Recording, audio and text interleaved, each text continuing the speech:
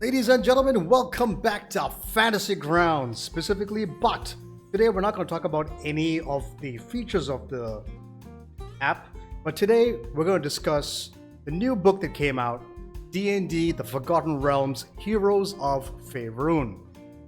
Now, this book is brand new, I already said before. It introduces us to a couple of new things, which I'm very excited to see. But we're going to go through this together. It's going to be a bit of a long video, so bear with me. We've got some nice bossa nova in the back. Hopefully this doesn't get copyright struck like last time. I was using copyright-free music, so hopefully this will not get struck. But regardless, this is going up because I want to talk about this book, at least to a degree of what they have added. So initially we have this, quite cool. Love the art. I don't know why they've got it, but you got Jarlaxle there, you got Minsk, you got Karlak, and I believe her name is... I can't remember her name now. But yeah, she's an important wizard. So they've done a reintroduction of Faerun to give us a whole idea of how to use the new world, which is kind of cool. If you guys want to pause, you guys can pause. I'm more excited to get to more information that I need as a player and a dungeon master. But this is always fun to read for yourselves, so should you wish to pause the video, feel free to do so. But we're going to continue. Again, we talk about the gods themselves. We got Karlak again. I think she's a fan favorite right now in terms of pop culture characters, all thanks to Larian Studios. They made Karlak absolutely amazing. She's a fantastic character.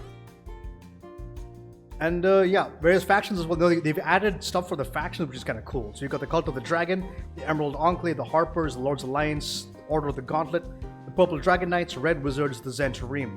Now, what ended up happening in most of the stories is if you did not know, like you had to deep dive for the lore on these various organizations and factions.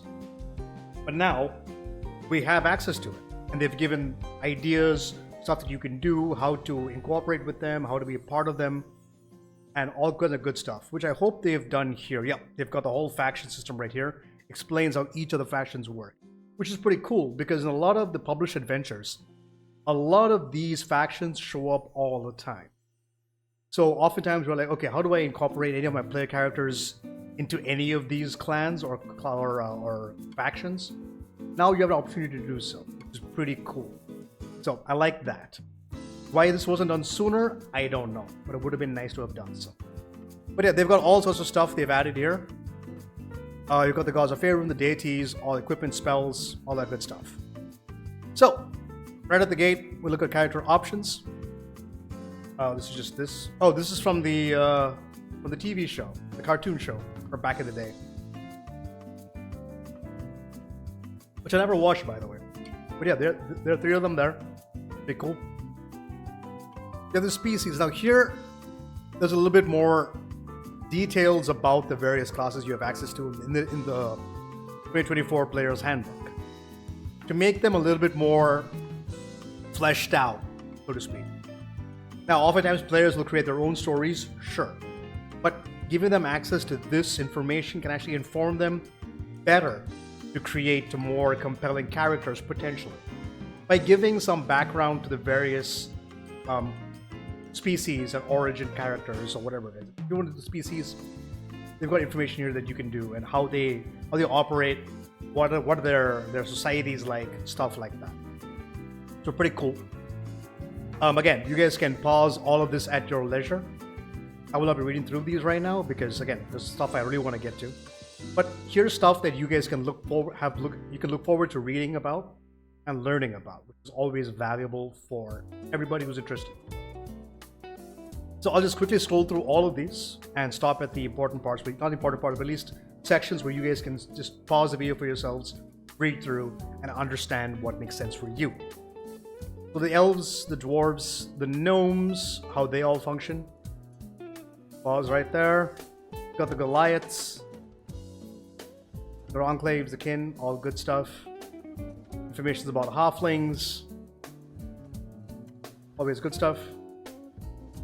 Got the humans. Very strange artwork, but there we go. Pause. Then we have the orcs. Then we got the tieflings to end it all off.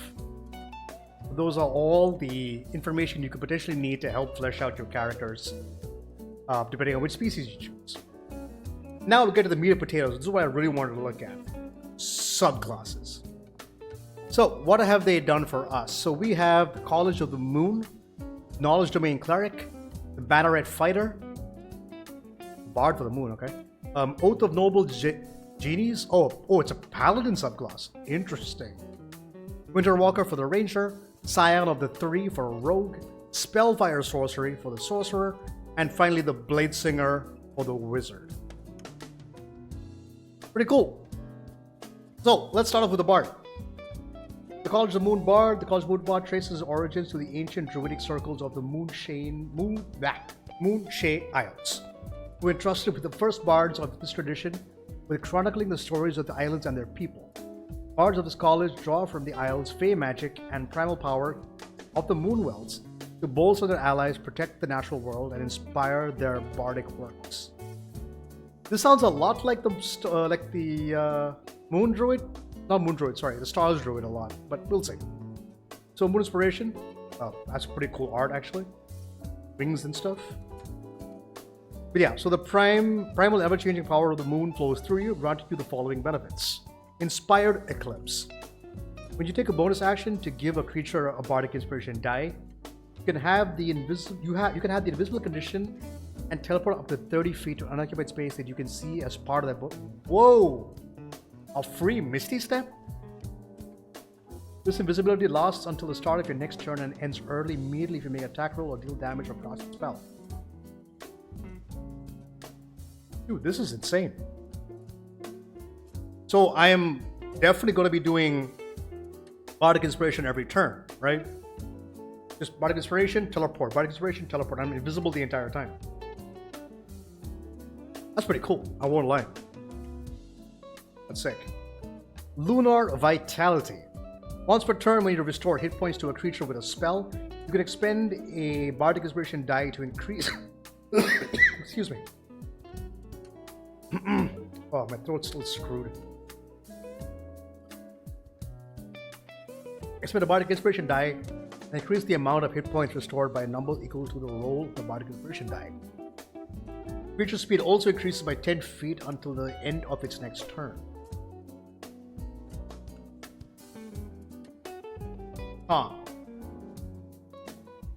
So if I'm doing, let's say I'm doing Healing Word, right? That's 2d4 plus my spellcasting modifier, which bards get, I believe. So 2d4 plus 1d6.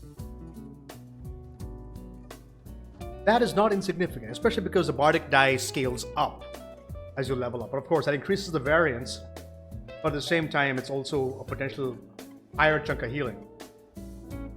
That's pretty good, but only one roll. But still, I mean, again, it's extra healing, so that's good. So this is clearly a support class, as it says in the description as well. So, Primal Lore as part of level 3. Yeah, this is also level 3? Yeah, Moon's Inspiration, yeah. Level 3, you get this also as well. You learn Druidic and one cantrip from the Druid spell list. You're most likely picking up either Starry Wisp, but you already get that as a bard, so why would you? I guess Shillelagh is an option. It counts as a bard spell for you, but it doesn't count against the number of cantrips you know. And whenever you gain a bard level, you can replace this cantrip with another cantrip of your choice with a Druid spell list, so whatever makes sense for you. Additionally, you can choose one of the following skills: Animal Handling, Insight, Medicine, Nature, Perception, or Survival, and you have proficiency in that skill. Very strange that none of these are Charisma-based skills. They're all Wisdom-based skills. Except Medicine. Medicine is intelligence, I believe. Nature's intelligence. Medicine, don't remember exactly. But yeah, none of these are Charisma-based skills. Very odd in that way. But you get proficiency, so that's nice. Level 6, you gain Blessing of Moonlight. You always have the spell Moonbeam prepared. So late. You gain a 3rd level spell slot? Sorry, a 2nd level spell. Doesn't give you any extra spells, does it? Doesn't seem to be. No, it doesn't seem to be doing that. You just get to add Moonbeam. Okay. When you cast Moonbeam, you can modify the spells with that to glow faintly. Wait. Oh, so that you glow faintly. Wow. So that you glow faintly while the spell is active. While glowing, you shed a dim light up to 5 feet. And whenever a creature fails a saving throw against the effects of Moonbeam, another creature of your choice that you can see within 6 feet of yourself regains 2d4 hit points. Right, that's why they give it to you at 6th level.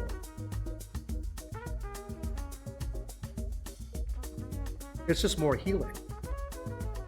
You can damage somebody and heal somebody else at the same time. But only when they fail, right? They have to fail. Yeah, has to fail in saving throw.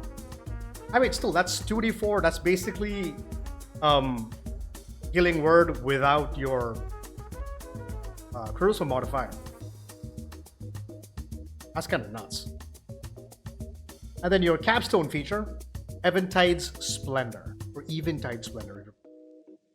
You become suffused with the might of the moon, improving your moon's inspiration in the following ways. Shadow of the new moon. When you use Inspired Eclipse, the creature who received the Bardic Inspiration die can also have the invisible condition and immediately take a reaction to teleport 30 feet, an occupied space you can see. And the creature remains invisible until the start of its next turn. Okay. That could be quite good. Very late though, but it could be good. And then Vibrance of the Full Moon. Whenever you use Lunar Vitality, you can roll 1d6 and use the number rolled in place. Oh. Why would I do that though? The level 14.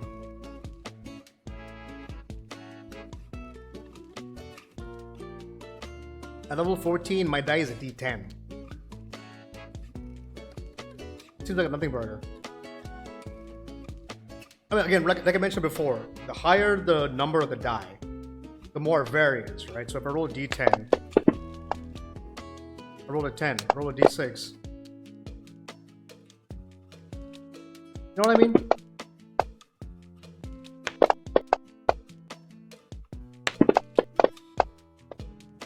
Roll a 1 there, but I can just as easily roll a 1 or a 2 on that.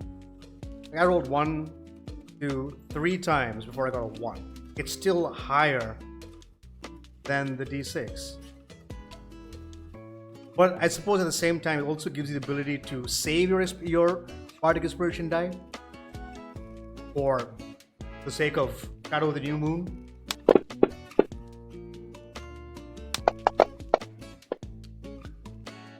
It's a weird one. I'm not crazy about this. Like I said, it's a lot more support oriented. You're picking a lot more spells that are there for crowd control, the usual bard stuff, plus some extra healing on top.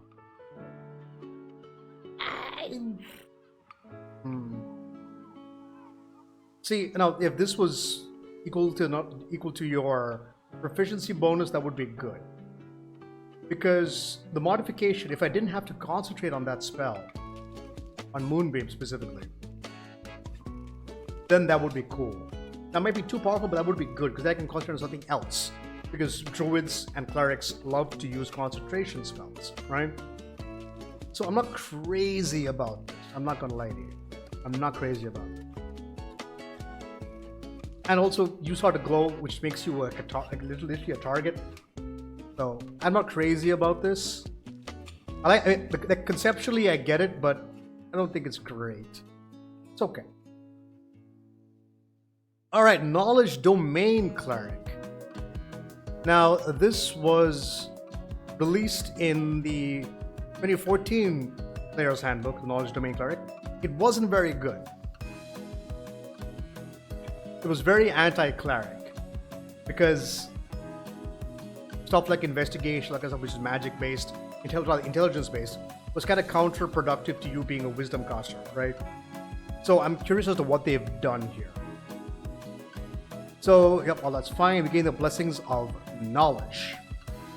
We gain proficiency of 1 artisan tools types of your choice, and in 2 of the following skills of your choice. So Arcana, History, Nature, Religion. So immediately, these are all intelligence-based skills. And you gain expertise in those skills. So that's kind of valuable, that's kind of nice actually. Although why would you not have a wizard in your team? But there you go. Knowledge domain spells. Okay, what do we get here? The command, already have that. Copy language, already have that. Detect magic, already get that. Detect thoughts is new. Why is it specifically saying divination?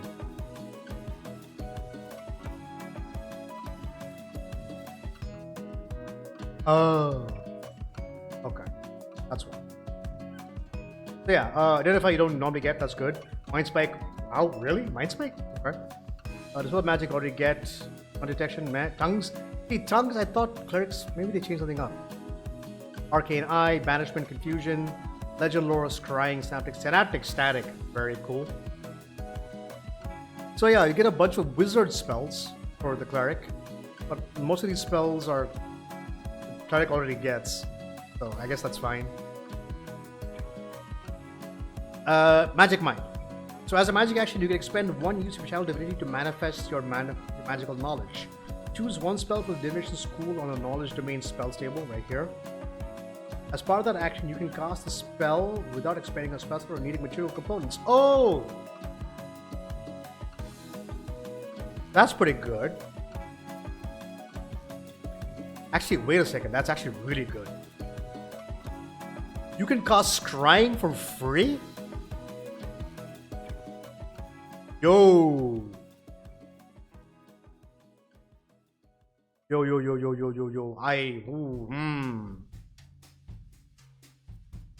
Scrying for free. Legend lore for free.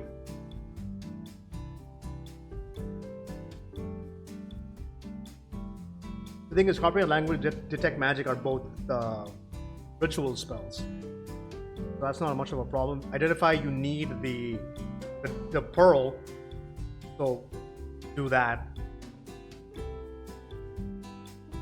I'm not crazy about this, but Legend Lore Scrying for free is quite valuable. So if you're a level 9 cleric and you have Scrying, we're using Magic Mind to use a channel divinity to cast Scrying for free, that's quite good. I'll give it that. But otherwise, meh. Level 6 Unfettered Mind. You can telepathy out to 60 feet. When you use telepathy, you can simultaneously contact a number of creatures equal to your wisdom modifier. Okay. Additionally, you gain proficiency intelligence saving throws. You already have this proficiency, you instead gain the saving throw proficiency with 1 ability.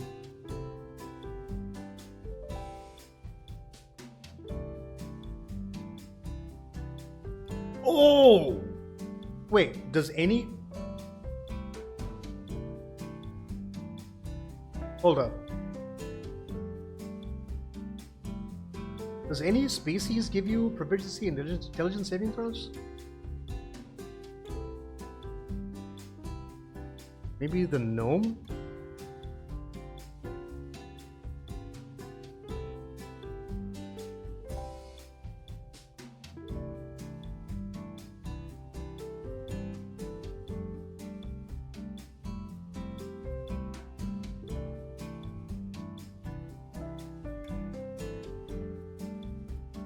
Gives you advantage.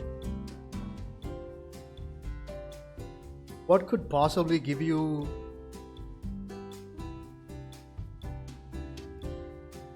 proficiency intelligence saving throw? Backgrounds don't give you that, right? Let's say Sage. Yeah, it doesn't give you proficiency. I mean, I guess if you get another way of like, Okay, the reason I'm like harping on about this is because if I already have proficiency intelligence saving throws, I can then get proficiency in Constitution saving throw. It's almost like resilient minus the +1. But basically, this is resilience intelligence. Resilient intelligence. So it's a feat as a leveled feature I don't know if I'm crazy about.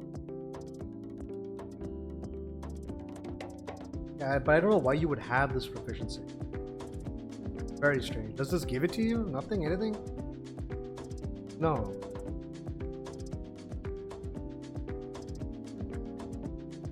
Level 17, your capstone feature. Divine Foreknowledge. As a bonus action, you magically expand your mind to the future. For 1 hour, you have advantage on a D20 test. That's attack rolls, ability scores, ability checks, saving throws, death saving throws, initiative. Anything that involves a D20, you have an advantage. Okay? Once you use this feature, you can't use it again until you finish a long rest. You can also restore the use of this feature by expending level 6+ spell slot.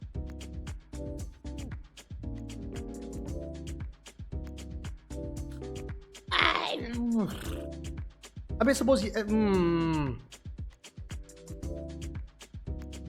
don't know. Feels a little underwhelming, I'm not gonna lie. All in all. Yeah, I'm not crazy about this. Spell list is cool though. I do like the spell list. Actually, technically, what I like the spell list is Freeze Scrying and Synaptic Static, which is a fantastic spell. Okay, the Banneret for the Fighter. This is a new one. Bannerets are paragons of valor and leadership who protect the innocent and rally fellow adventurers to the cause of justice and freedom. Fascinating. Many are knights serving in Cormyr, Silver Marches, Damara, Senta, other lands across Faerun. They wander the realms as knights errant, taking the fight against evil beyond their kingdom's borders. The Banneret relies on judgment, bravery, and fidelity to the code of chivalry to guide them in defeating evildoers. A lone Banneret is a skilled warrior, but when leading a band of allies, one of these warriors can transform even a poorly equipped militia into a ferocious warband. Is this basically the Purple Dragon Knight reskinned or reflavored? Let's find out. Okay.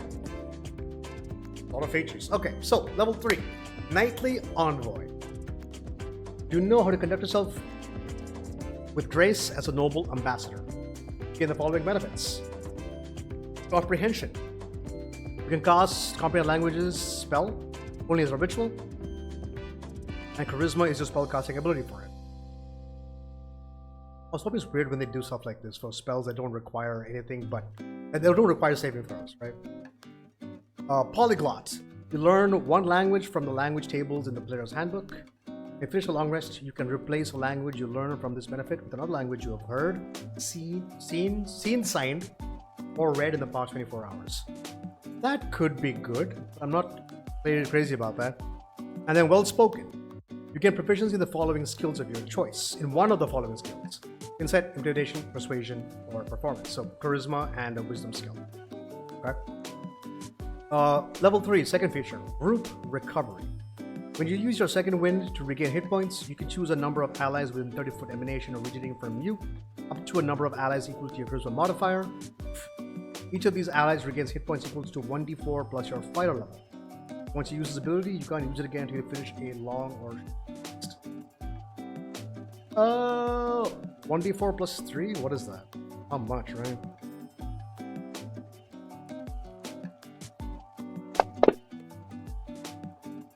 It's basically Moss Healing Word from 2014, which you can use once for short rest.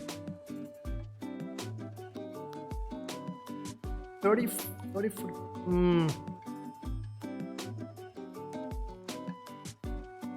I'm not crazy about this. Team Tactics, level 7. When you use group recovery, each chosen ally has advantage on D20 tests.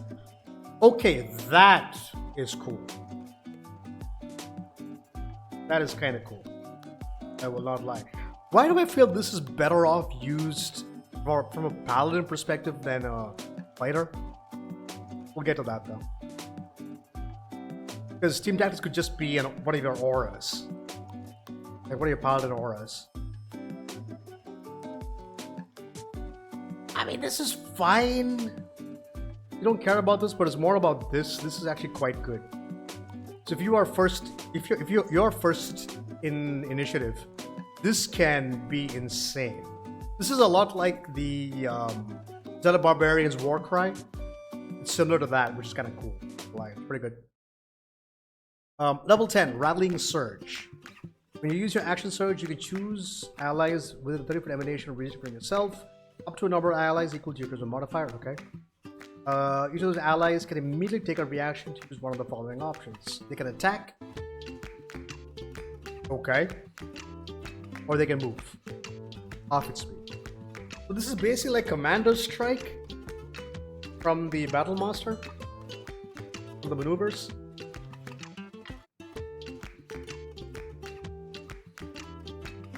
Meh. Shared Resilience, level 15. When an ally you can see within 60 feet of yourself fails a saving throw, you can take a reaction to expend the use of your Indomitable feat. The ally can immediately reroll the saving throw, the bonus equal to your fighter level.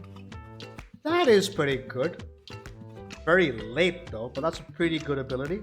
I'm not mad at that, but very late. So, yeah, not crazy. Level 18, Capstone, Inspiring Commander. You gain the following benefits. Bolstered Rally. The area of effect for both Group Recovery and Rattling Surge is now a 60-foot emanation. Yeah, that's what I mean. It's better off as a Paladin subclass, honestly. Unshakable Bravery, you are immune to the Charmed and Frightened condition. So late! Really?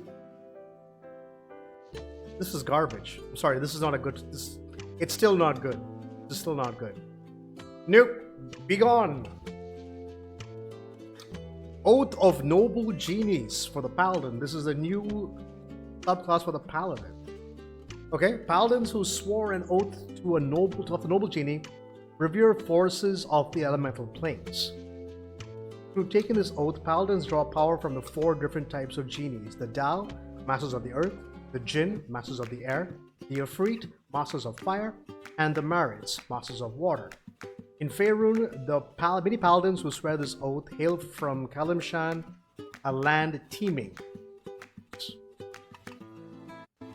That looks a lot like Arkan, I'm not gonna lie, but it's not, I know. Kinda cool though. So, Paladins who swear the oath are often undertake quests take them all over the realms and across the multiverse, including the elemental planes. These Paladins share the following tenets. Sow the seeds of creation amid ashes of destruction. Lead with splendor and grace. Respect the elements and fear their wrath. Right. So, level 3, Elemental Smite. Immediately after you cast Divine Smite, you can expend use of one of your child divinity and invoke one of the following effects. So, Dao's Crush. Earth rises up around your target of your Divine Smite. The target has grapple condition, and while they are grappled, they are restrained. Oh!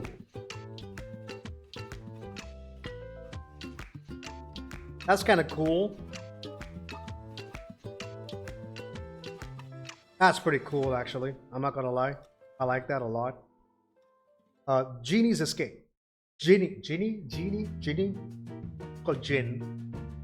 Genie, I guess. You teleport to an unoccupied space you can see within 30 feet of yourself and take on a semi-incorporeal form, which lasts until the end of your next turn.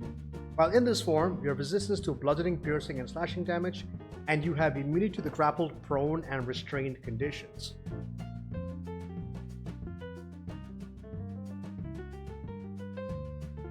See, actually, you know what?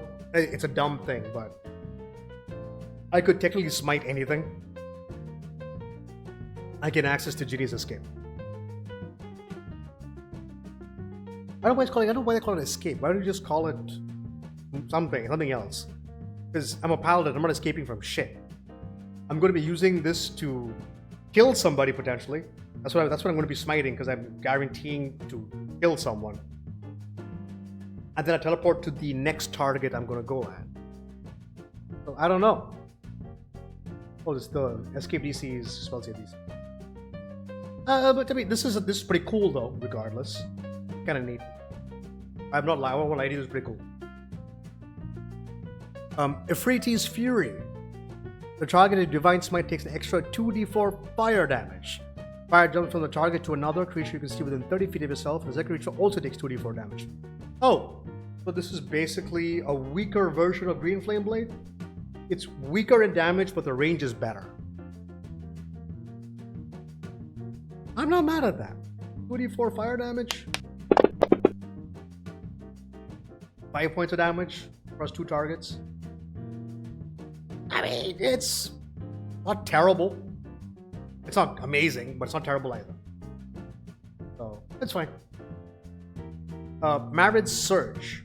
Although you put this together with a Goliath, that could do some work, actually. So, Banneret Surge. The targeted Divine Smite and each creature of your choice with a 10-foot emanation originating from you. Make a strength saving throw against your spell save DC. On a fail save, the creature is pushed 15 feet away, straight away from you, and is knocked prone.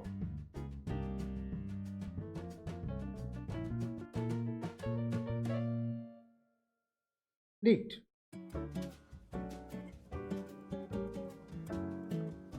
What could I do here? I give an extra attack, right? If I smite on both my attacks, I can do 2 of these effects in 1 turn.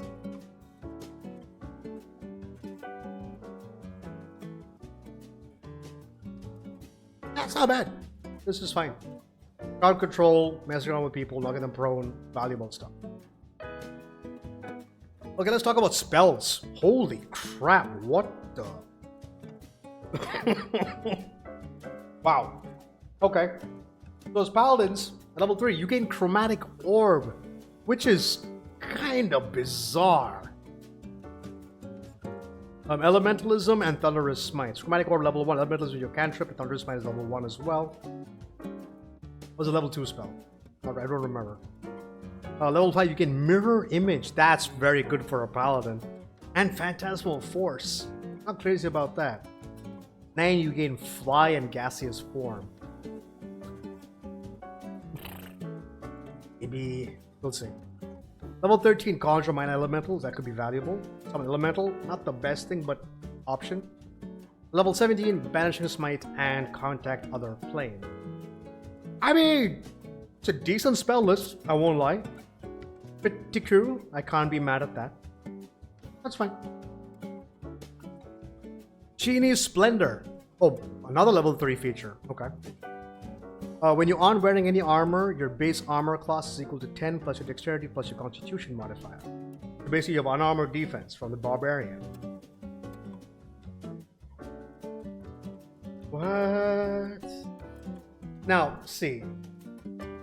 What I would have preferred is if that said charisma and not dexterity. If that was charisma, I'd be like, that's cool. It's dex. Horrific.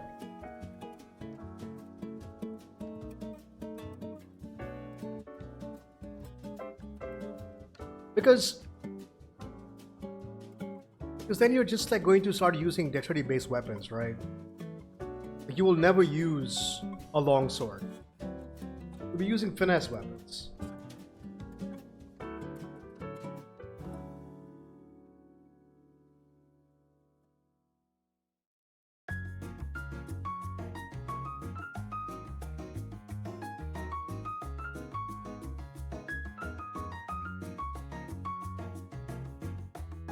You're using lighter. So let's see them. Let's look at martial weapons.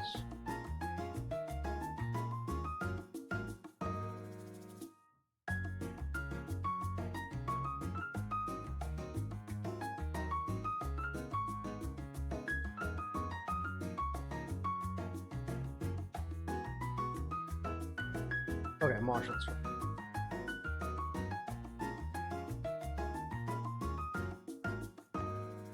Heavy was okay. Finesse, rapiers, scimitars, short sword.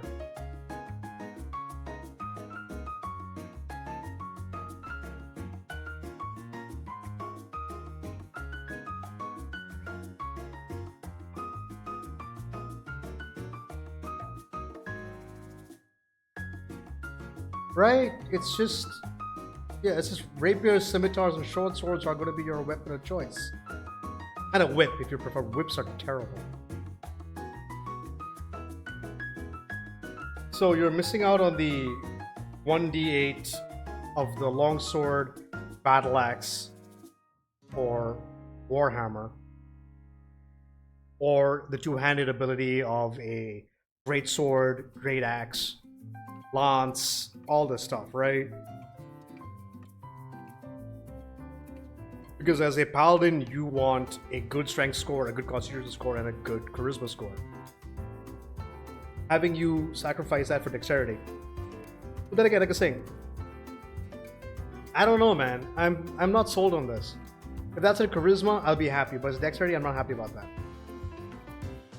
The rest of it is cool so far, but this I'm not keen on.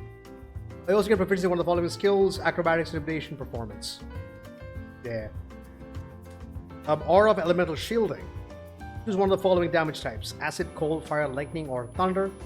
You and your allies gain resistance to that damage type while in your aura of protection. That's kinda cool.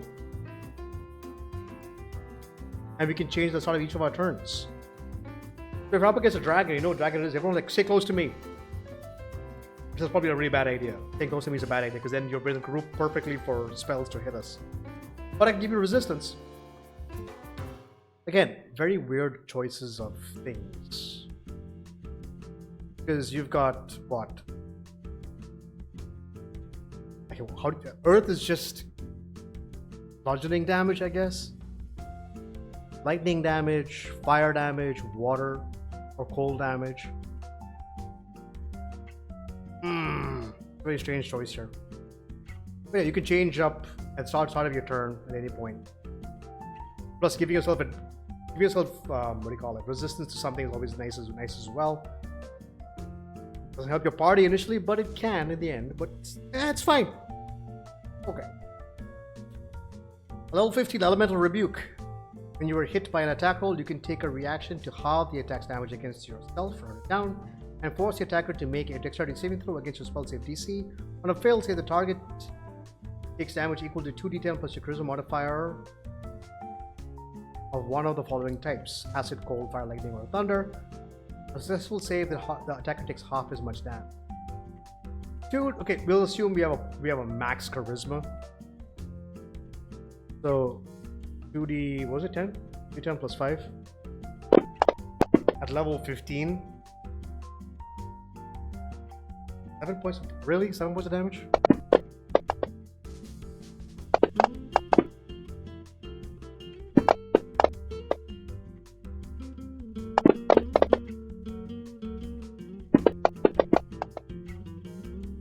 I mean, the max it can go is 25.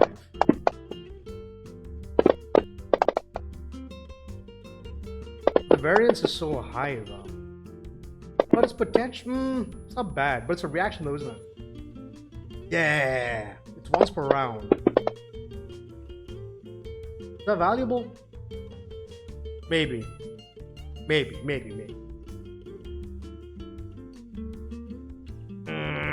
Okay. Level 20, Noble Scion. As a bonus action, you gain the benefits of benefits below for 10 minutes or until you've ended them yourself. No action required. Once you use this feature, you can use it again to finish a long rest. You also recover any use of it by spending a level 5 spell slot. Required. Okay. So flight. We gain a flight speed. Immediately, this spell is completely useless. Minor Wish. When you or an ally in your aura protection fails a D20 test, you can take a reaction to make you or the ally succeed instead. That's kind of nice. It is level 20 though. Not often you're hitting a level 20 game. All in all, I will say the Oath of Noble Genie, it's not bad. I don't love it. Like, especially this. If this was charisma, then this would be great. The spell list is very interesting. I'm not sure why Phantasmal Force though. It's a weird one. Or even Mirror Image for that matter. Very strange. But yeah, I mean, it's fine. I'm not crazy about it, but it's fine. But yeah, these features I'm not crazy about either. It's okay. I mean, again, like just reading it, we see what it's like. But then when it's put into action, it might be different. Might be different completely, right? But just reading it right now, I am not excited by it. So, unfortunate. Next up, Winter Walker Ranger. Winter Walkers hone their craft in the bleak and frozen wilds of places like Icewind Dale. These ruthless, rhymed rangers hunt monsters that haunt Arctic wastelands, eventually becoming frigid terrors themselves. Winter Walkers, so they're just White Walkers? Anyway, are well versed in the phenomena of Icewind Dale, including latent magic of the fallen Netherese cities. Endemic monsters like Yeti and Cragcats and the rising threat of Underdark invaders due to their cold pragmatism, terrifying magic, and mastery of the region, Winter Walkers are regarded with equal parts respect and fear. 10 town citizens say that Winter Walkers' frequent exposure to malignant entities giving them their fearsome powers. Many rugged nomads, on the other hand, believe that nature spirits bestow on Winter Walkers Is that a Remorah's cape? That is a drow. Yeah, that's basically the skin of a Remorah's, right? Okay, so Frigid Explorer. In the following benefits: fighting cold. Damage from your weapon attacks, ranger spells, and ranger features ignore resistance to cold damage. If you're playing in a frozen north location, this is great. You have resistance to cold damage, also very nice. When you hit a creature with an attack roll using a weapon, you deal extra 1d4 cold damage to the target, which can take this extra damage only once per turn. When you reach 11, it increases to 1d6.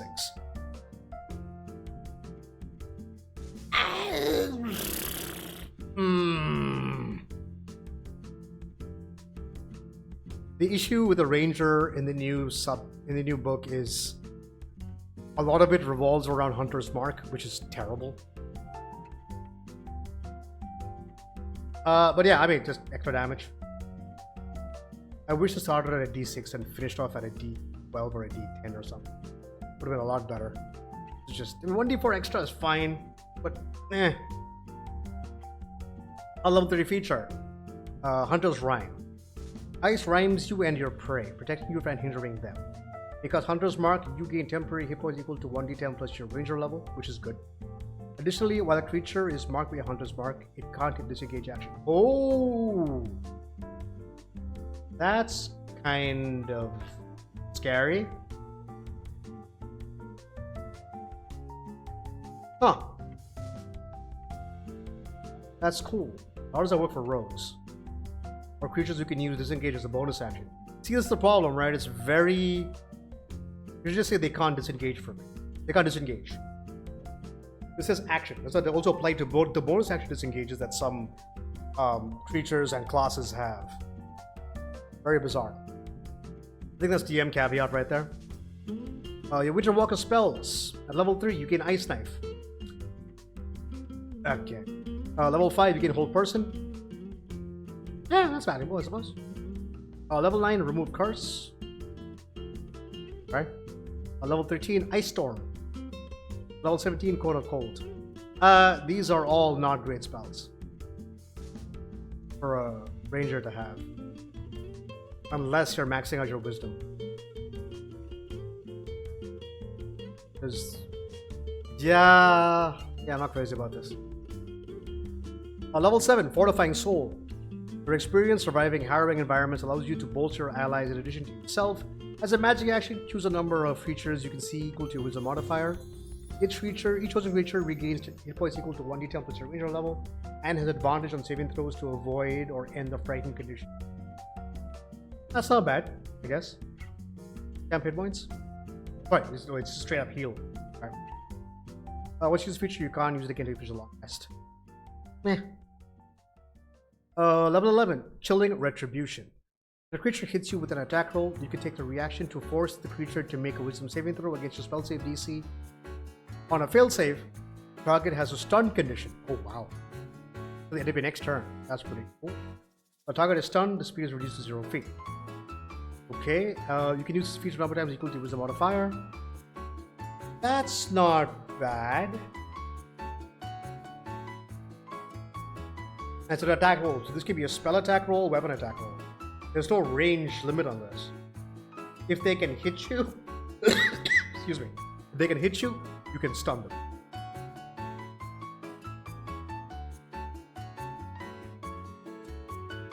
Which means you're upping your wisdom modifier as much as possible.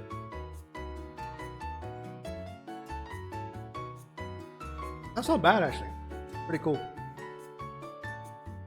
Level 15, Frozen Haunt. Your capstone. When you cast Hunter's Mark, you can adopt a ghostly, snowy form. This form lasts until the spell ends, and while you are in this form, you gain the following benefits. Once you use the feature, you can't use it again to level 4 spells like fire. Okay. Frozen Soul. You have immunity to cold damage. When you first adopt this form at the start of each of your subsequent turns, each creature of your choice in a 15-foot emanation originating from you takes 2d4 cold damage. So you want me to get in a melee is what I'm hearing here? Partially corporeal. You have immunity to the grappled, prone, and restrained conditions. You can move freely through creatures and objects as if they were difficult terrain, but you take 1d10 force damage to end your turn inside a creature or an object. The form ends while you are inside a creature or an object. You are shunted to the nearest unoccupied space. Become a ghost, basically.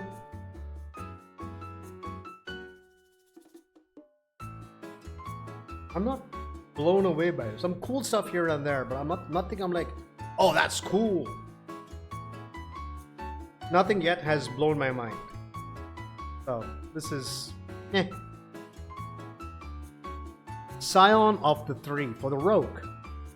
A Scion of the Three draws power from a group of malevolent gods known as Baldur's Gate's Dead Three. Oh!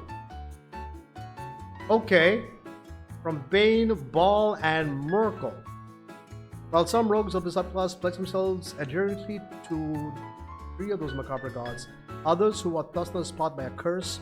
Either way, a Scion's power manifests as various occult gifts as well as uncanny talent for striking terrifying foes. Oh my god! Do you become a slasher of Baal? Jeez. That's cool. I like the way that looks though. So, Scion of the Dead Three are most common in Baldur's Gate. While the Dead Three lived as mortals before ascending to godhood, underground cults to Bane, Baal, and Merkel often count Scions of Three amongst their most useful feats. Outside Baldur's Gate, 3 secular thieves guilds such as the Shadow Thieves of Arm or the Xanathar Guild of Waterdeep might call on a Scion of Three to undertake especially violent contracts. Okay. Level 3, Bloodthirst. When an enemy you can see within 30 feet of yourself takes damage and is bloodied after taking that damage but not killed outright, you can take a reaction and teleport to an unoccupied space you can see within 5 feet of an enemy. What? You then make 1 melee attack. You can use this feature a number of times equal to the intelligence modifier. Wait.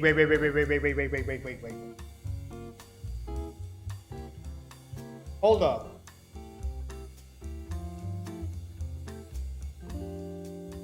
What does bloodied mean in this case?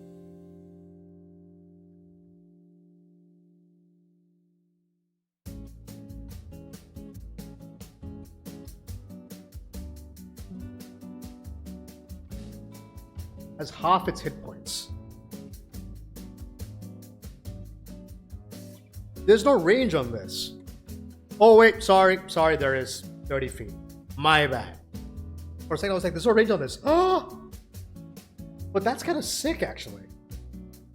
It is a reaction, but still that's kind of nuts. So if any of my party members hit a guy, taking him half HP, and if I'm 30 feet, I can just teleport to the guy and just stab him. Which technically, if they're melee, would trigger a sneak attack. That's kind of cool, I'm not gonna lie. So far, this is pretty cool. Level 3, Dread Allegiance. Choose one of the Dead Three, Bane, Baal, or Merkel. You gain resistance to one type of damage and the ability to cast a cantrip, as detailed in the table below. Diligence, spellcasting modifier to this cantrip. Okay, so for Bane, you gain resistance to psychic damage and you gain minor illusion. Baal, you get resistance to poison and you get Blade Ward. Merkel, you gain resistance to necrotic damage and you gain the cantrip Chill Touch. Looking at this, I'm probably going to go with Merkel, because Chill Touch is a fantastic cantrip, if I remember correctly. The Chill Touch for a second. Chill Touch. They can't heal. Merkle seems best. Let me double check what Blade Ward does to win. Is Blade Ward an action to use? Action concentration. Yeah, no. Merkle is the best choice. Even though psychic resistance, poison resistance is always nice, necrotic resistance, because you can pretty much. I mean, minor illusion can be used for roleplay stuff, picking guards, and all that kind of stuff. That's always there, I guess. Okay, Strike Fear, level 9. Terrify, its cost of 1d6. It's a cunning action. Cunning strike, sorry. The target must succeed on a wisdom saving throw or has a fright condition for a minute. When the target is frightened in this way, you have advantage on attack rolls against that target. Oh my god.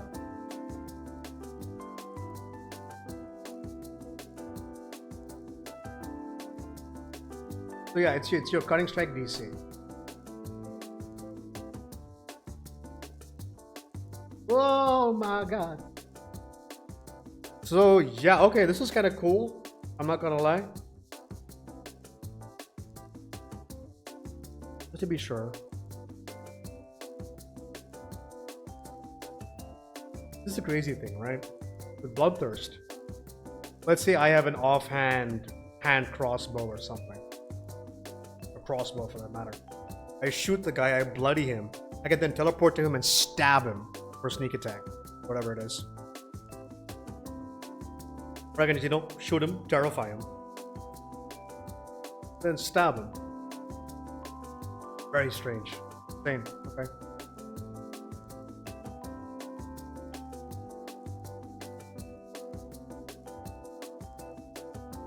Level 19, Aura of Malevolence. You radiate a malignant power associated with one of the dead three. When you use Bloodthirst, teleport each creature of your choice within 10 feet of either the space you've left or your destination, up to you. Takes damage equal to your intelligence modifier. The damage is the same type as the damage resistance granted by your It ignores resistance. Oh, that's good. So you want to get your int modifier up as high as possible.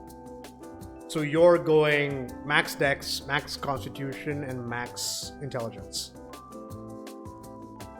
Or do you say good constitution? Because rogues have 300 different ways to mitigate damage.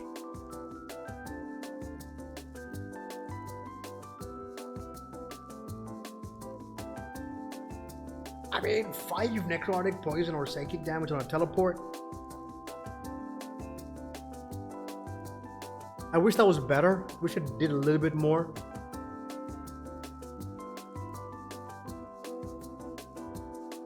It's free damage, regardless.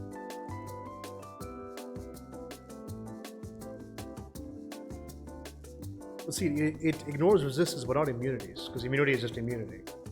Right?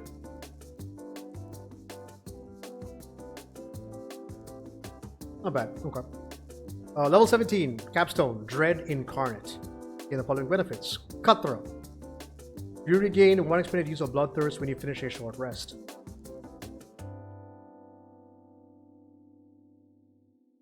One.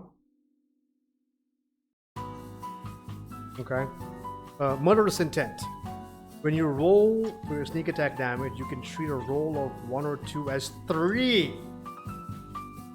Okay, that is sick. So far, this is my favorite subclass thus far. The friggin' Scion of the Dead 3. Pretty cool, pretty cool. I like it. I like it. I like it. I like it. So far, the only good one that I can see thus far. Really cool. I wish those were different spells here, but it's fine. This is cool. Okay, on to Spellfire Sorcery. Your innate power stems from the source of magic itself, the Weave. That's always been the case? No. Oh no, you gain that from either dragons or... Okay, yeah, cool. This connection manifests as a rare ability known as Spellfire, and you surge with radiant bursts of this raw magic. The talent with Spellfire allows you to heal allies, cure enemies, and absorb powerful spells. Okay. Okay. Wheels of Spellfire tend to have a penchant for wandering. Many travel between cosmopolitan settlements such as the Sword Coast and wield their magic in service of the common good. Others realize their own strange powers by roaming equally strange lands. The magic-blasted wastes of the deserts of Anarok, the god-touched wilds of the old empires. Wherever they go in the realms, Spellfire sorcerers are courted by factions with interest in the arcane arts, such as the Harpers, the Cult of the Dragon, and the Red Wizards. So, level 3 feature, Spellfire Burst. When you spend at least one sorcery point as part of the magic action or a bonus action on your turn, you can unleash one of the following magical effects of your choice, and you can only do so once per turn. Bolstering Flames. You want the creature with 30 feet of view, gain temporary hit points equal to 1d4 plus charisma modifier. It's fine. Radiant Fire. One creature you can see within 30 feet of yourself takes 1d4 fire or radiant damage, your choice. That's not bad. It's fine, but it's fine. Spellfire spells. When you reach a sorcerer level specified in the Spellfire spells table, you thereafter always have these lists. Wow, these spells prepared. Jesus Christ. Okay, level 3. Cure Wounds, Guiding Bolt, Lesser Restoration, Scorching Ray. Aura Vitality, Dispel Magic. Fire Shield, Wall of Fire. Rate of Restoration Flame. Why does this feel like Divine Soul Sorcerer?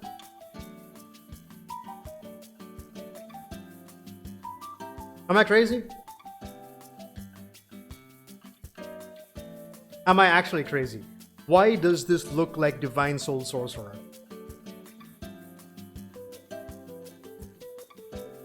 Level 6 Absorb Spells. You always have the counter spell prepared.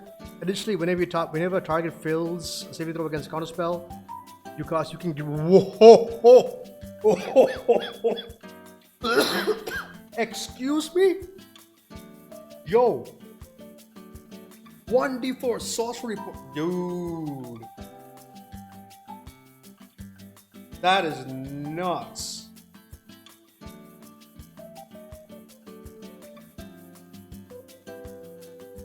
That's pretty fucking cool. Okay. Just straight up 1d4 sorcery points. I've used a couple. I want them back. Oh look, I just got 4. I counterspelled you, I gained 4 spell. Wow. That's pretty cool. I like that. Level 14, Honed Spellfire.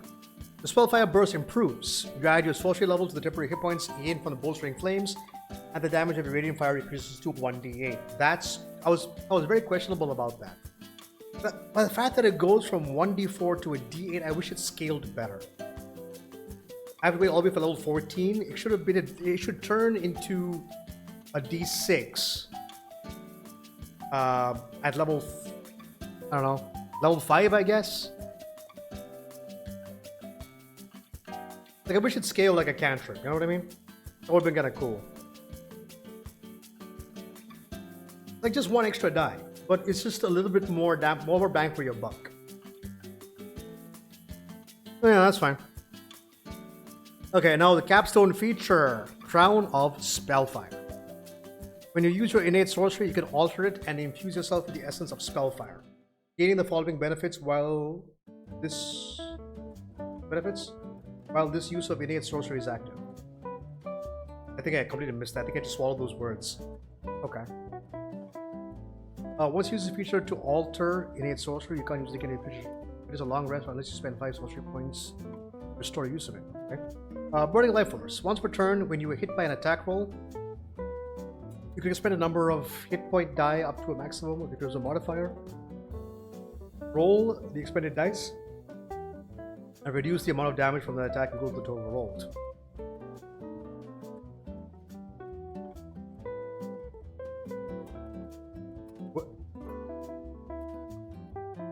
So 5d6.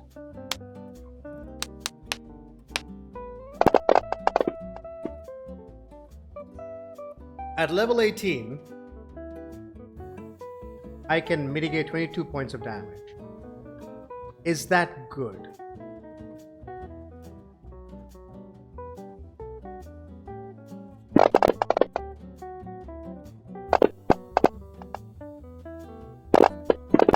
Like 30 max, I guess. Look at the variance of this. Averaging about 16, 17.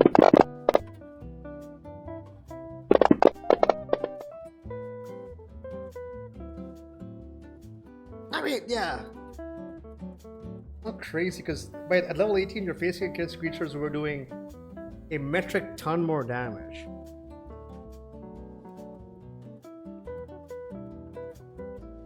But the thing is, it is once per turn, yeah. If they have multi-attack, you know what I mean? I mean, you're still negating 1 point, like 1 section of damage potentially. I'm not crazy about it, but it's fine. It keeps you alive. You gain fly speed, okay. And spell avoidance. When you are subjected to a spell or magical effect that allows you to make a saving throw, only take half damage. You said take no damage. And if you succeed on the save, you only take half damage if you fail. Wait, what?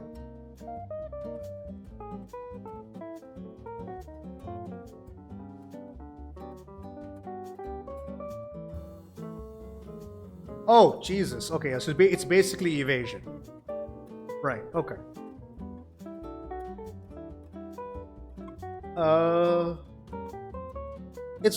It has potential.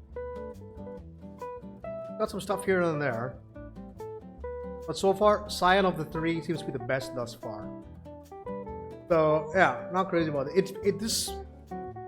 It smells a lot like Divine Soul Sorcerer, but not as much, maybe? I don't know.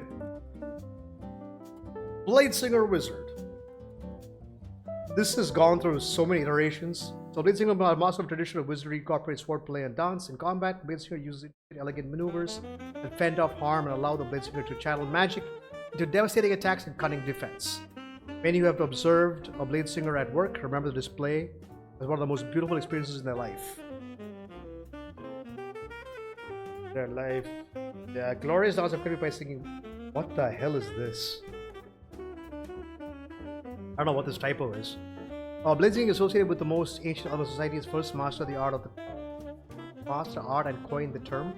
Even today, most Bladesingers still hail from old elven realms, such as Myth Draenor, or from the non-elf societies that share the land history with the elves, such as the Silver Marches.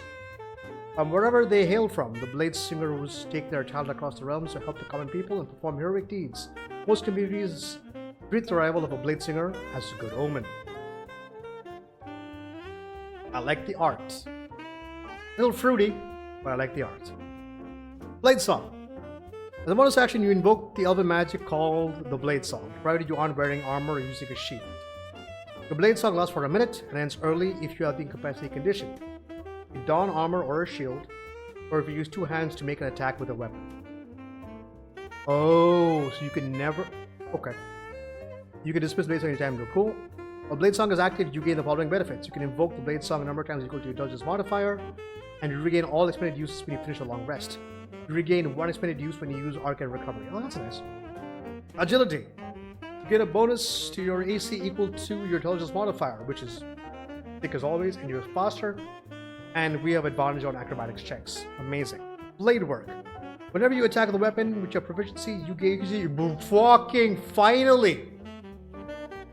Dude, for the longest time, Bladesingers have had to sacrifice either their constitution or their intelligence so they could use their dexterity to use a finesse weapon like a rapier or a scimitar or something like that. Now, it uses your intelligence modifier, which is great, which means I can focus on my int, I can focus on my constitution and put some points to my dex. So I'm better in the initiative. Oh my god, this is such a huge and welcome change. God damn it, Hasbro. What took you so long? Ugh. And yeah, for attack and damage rolls instead of... Yeah, amazing. Perfect. Perfect. Up until now, the only way we could get this is by multi-classing with the Battlesmith Artificer. Focus. When you make a Constitution saving throw to maintain concentration, you can add your intelligence modifier to the total. Amazing. Proficiency, training in war and song. You get proficiency with all melee weapons that don't have the two-handed or heavy property. So instead of being stuck with either a rapier or a scimitar, you can now use a longsword, or a battle axe, or a warhammer. As long as you don't two-hand them, you're fine. But you can use a longsword, which is a 1d8 weapon. Even the rapier is a d8 as well. One slashing and one is piercing. So it's up to you. You can use this melee weapon at which you have proficiency as a spellcasting focus for your wizard spells. Amazing. You also get proficiency of one of the skills: acrobatics, athletics, performance, or persuasion. I'm going for acrobatics, obviously, because we get advantage by default. So why wouldn't you? Level 6 extra attack. You attack twice instead of once whenever you take the attack action on your turn. Moreover, you can cast one of your wizard cantrips that has a casting time of an action in place of those attacks. Speaking of which, level 0, a source of wizard. I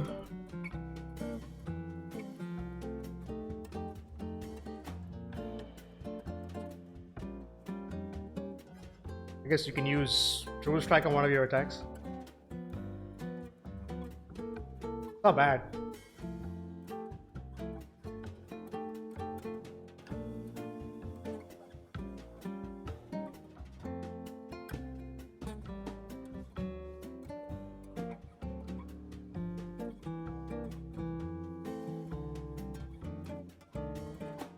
That's pretty cool. Deals extra damage, so that's an option you can use for your True Strike. Really, they don't get Green Flame Blade, Booming Blade, none of those, really? Oh, mediocre. But there you go, options for you. Song of Defense. When you take damage while your Blade Song is active, you can take a reaction to expend one spell slot to reduce the damage taken by amount equal to 5 times the spell slot's level.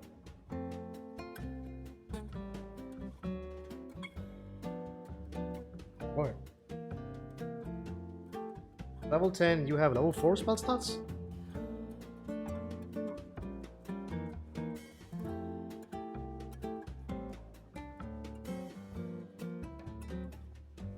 You have 2 5th levels. You could mitigate 25 points of damage for a 5th level spell slot. Not bad. The option is there. And finally, Song of Victory. After you cast a spell that has a cast time of an action, you can make one attack with the weapon as a bonus action.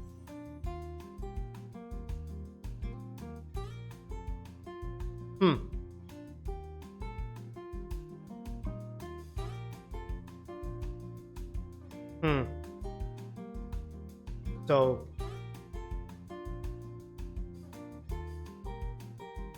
right, I lose, if I cast a spell, I lose my action. That's a magic action to do. And the attack action is on its own. So this basically gives me the extra attack. So I can cast a spell and then stab somebody with that bonus action. I mean, all this besides, this one change alone has made me go, okay, now I will definitely at some point in time play a Bladesinger Wizard. But that is all. This was an hour-long video. We're going to cover the rest in the next video. But thank you guys all so much for watching. And I hope you guys found stuff informative. And if there's anything that you guys like, and think that maybe I'm sleeping on, or that I'm like undervaluing, do let me know. Comment section down below, of course. If you like the video, hit the like button. And if you want to see more stuff like this, hit that subscribe button. I'll catch you guys all next time. So from all of us here to you guys, till then, peace out.